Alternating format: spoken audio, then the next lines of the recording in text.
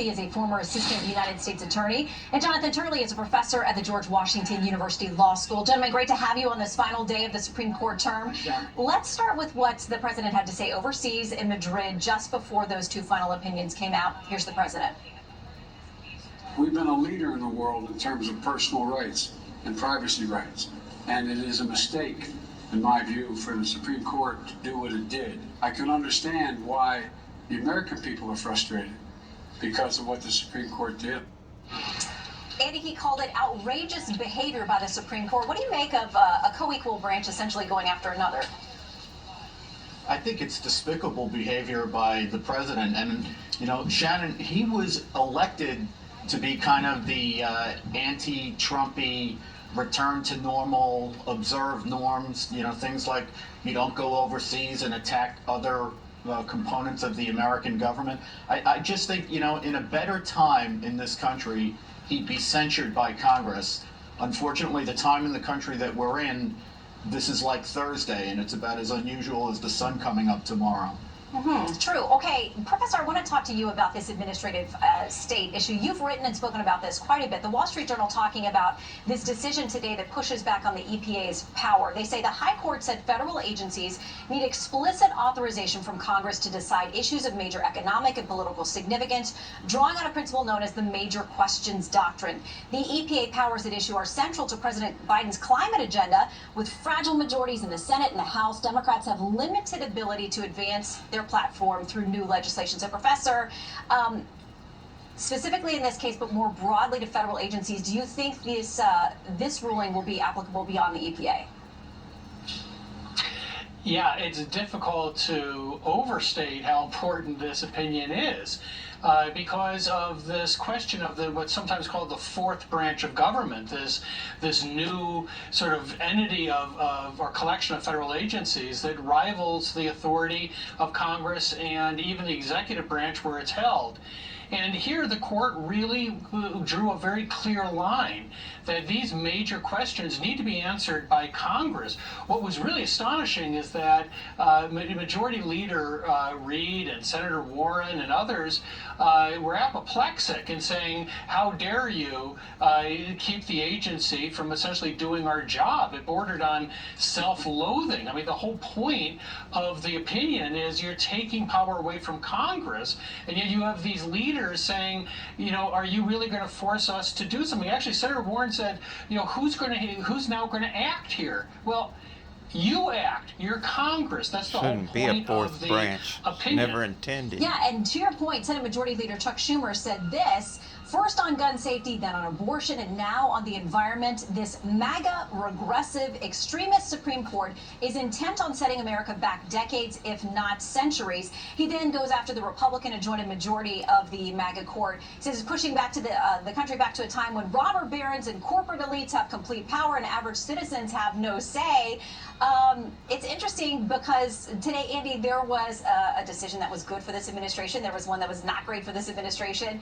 But we now have, again, the calls for packing the court, for making it over, for doing away with it. What do you think of what we're hearing on Capitol Hill? Well, I think it's all based on a lie, Shannon, because what they say again and again is that the court is usurping power, when what's clear from this term is what it's doing is restoring constitutional order. So as John just pointed out, they're giving the power to Congress that Congress rightly has under the Constitution. In connection with the other case that you mentioned, the Remain in Mexico case, they basically made clear that this is a situation where you have the executive branch, to implement this policy, has to be able to negotiate with foreign governments. So there's an interplay between the executive and congressional statutes. In the abortion case, they didn't take power to the court. What they did was return it to the states. The complaint that we've had for half a century is that the states were governing this and were regulating abortion up until 1973, when the court took the issue away from them. All the court has done here is shed power from itself and give it back to the states. So I think what's happening here is this is a court that is restoring order in the sense of the responsibility is being assigned in the places where it was supposed to be assigned, as the Constitution and the law were understood at the time they were whichever laws or the provisions of the Constitution were adopted. It's been a wild term, and we're still waiting for word on the leaker as well. Andy and Jonathan, thank you both. Thank you. Thank you. Stocks were off. The Dow lost 254, the S&P 500 dropped 33, NASDAQ fell 149. Well, President Biden has just arrived back at the White House following a trip to Europe to meet with leaders there about the economy, energy, and NATO's response to Russia's invasion of Ukraine. The president says the U.S. will bolster its military presence in Europe and that Vladimir Putin will feel what the president calls the NATOization of Europe. White House correspondent Jackie Heinrich reports tonight from Madrid, Spain. Good evening, Jackie. Good evening, Shannon. The biggest achievement of this summit, a major hurdle cleared to Finland and NATO joining the alliance after Turkey dropped its opposition. But even as the U.S. Senate prepares to ratify the new members, another country may now stand in the way. This summit was about strengthening our alliance. Russian President Vladimir Putin promising to put nuclear weapons and missiles on the new members' doorsteps if it happens, not shaking U.S. resolve. And no amount of saber rattling, I think, is going to change us or change our opinions. Biden so excited about NATO's growth he helped deliver, making a flub sure to stir Putin, recalling a phone call with the Finnish leader. He suggested we call the leader of Switzerland. Switzerland, my goodness, I'm getting really anxious here about expanding NATO. Sweden. But the process isn't yet finished. Parliaments in all 30 NATO countries have to ratify the applications, and Bulgaria may stand in the way. There are a few countries, I'm not going to call them out by name today, but the Secretary of Defense did mention to me offline about one country in particular who draws 90% of its energy resources from Russia. A short review of which NATO countries consume the most Russian energy puts Bulgaria at the top. Biden now returns home to the problems he left, high gas prices and inflation, and he's beginning to face questions about whether support for Ukraine should be indefinite. How long is it fair to expect American drivers and drivers around the world to pay that premium for this war? As long as it takes. So Russia cannot, in fact, no end. defeat Ukraine and move beyond Like Ukraine. the Vietnam War.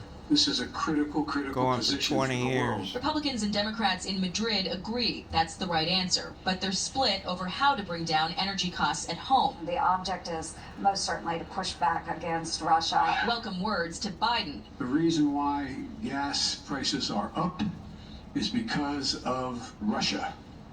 Russia. The reason why the food crisis exists is because of Russia. Now, whether that's true is disputed, including by the chairman of the Federal Reserve. Jerome Powell recently testified on Capitol Hill that Russia's war in Ukraine is not the main driver of inflation, and inflation was up before the war broke out. Shannon. Indeed. Jackie Heinrich in Madrid. Thank you, Jackie. Up next, General Jack Keane with analysis of the latest developments in the Russian invasion of Ukraine, and later the effort to make drug dealers pay a price for the fentanyl crisis.